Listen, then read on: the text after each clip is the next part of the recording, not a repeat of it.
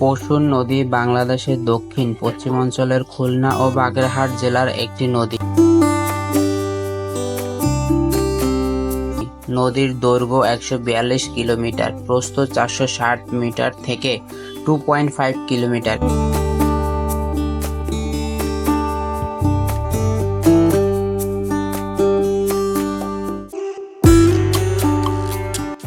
নদীটির প্রকৃতি সর্পি কালার। বাংলাদেশের পানি উন্নয়ন বোর্ড বা পাউবো কর্তৃক পশুর নদী প্রদত্ত পরিচিত নম্বর দক্ষিণ পশ্চিমাঞ্চলের নদীর নং 51।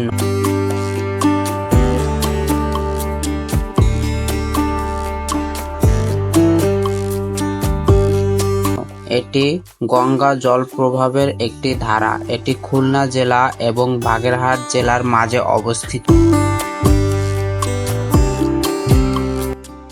এটি মূলত জোয়ার ভাটার পানি বহন করে।